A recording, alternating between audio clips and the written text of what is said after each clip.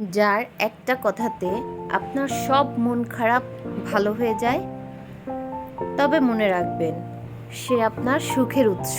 যার গলার স্বর শোনার সাথে সাথে আপনার স্বস্তি ফিল হয়, তবে মনে রাখবেন সে আপনার ভালোবাসা।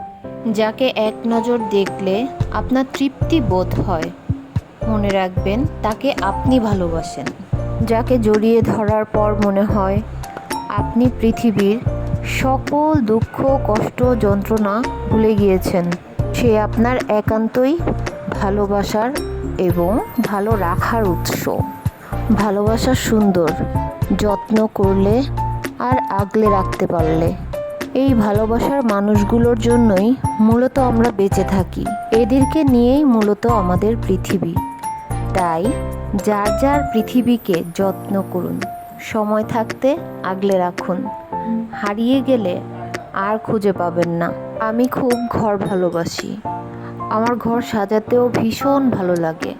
আমার এই ছোট্ট বারান্দাটা অনেক দিন ধরেই আমার ইচ্ছা করছিল একটু সাজানোর জন্য, তো একটু একটু করে আমি বারান্দাটা সাজিয়ে নিলাম। আপনারা কিন্তু কমেন্টে বলবেন আমার এই ছোট্ট বারান্দা সাজানোটা কেমন হয়েছে। এটা আমার খুব শান্তির জায়গা। রাতে যখন ঘুম না আসে, অনেক রাতে আমি এখানে এসে বসে থাকি, চাঁদের আলো দেখি, আমার ভীষণ ভালো লাগে। আর আমি কিছু গাছও লাগিয়েছি আমার বারান্দায়।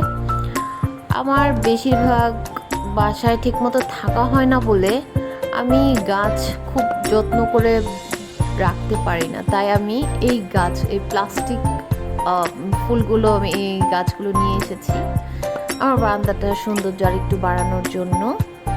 আর তাছাড়াও আমি যে গাছগুলো লাগিয়েছি আমি চেষ্টা করি ওগুলোকেও যত্ন করার।